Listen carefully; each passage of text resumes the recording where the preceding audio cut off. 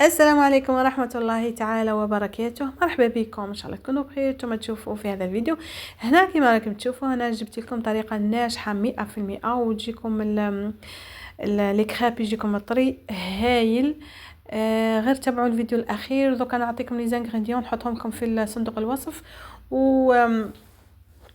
والمهم اذا راكم مش مشتركين اشتركوا في القناه وفعلوا الجرس باش يوصلكم كل جديد.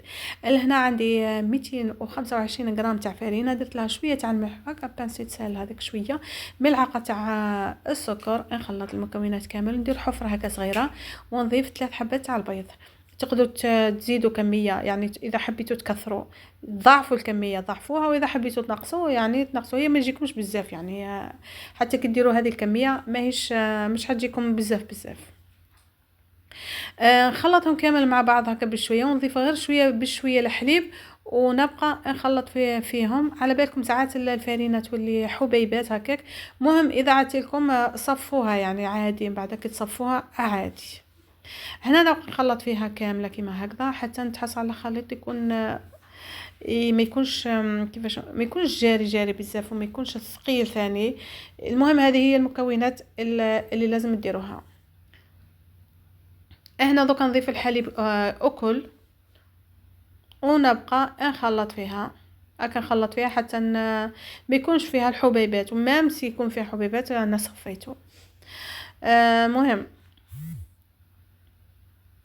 اذا راكم واصلين هنا البنات ما تنسوش تفعلوا الجرس. اذا راكم مش مشتركين اشتركوا وديروا لي جام، كثروا لي جام. المهم هنا كما تشوفوا هنا عندي الزبده ذائبه، ذوبتها وخليتها تبرد يعني ما نديروهاش سخونه.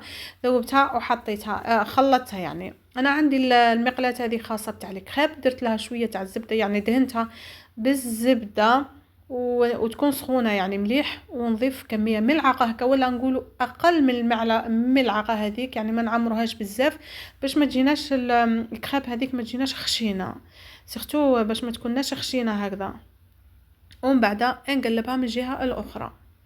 ما نديروهاش ناقصه بزاف ثاني، النار ما نخلوهاش ناقصه بزاف سينو ما طيبلناش وتيبس. ديروها اكثر من انا درتها في 7، درتها في 7 وساعات يعني نزيدها اكثر من 7.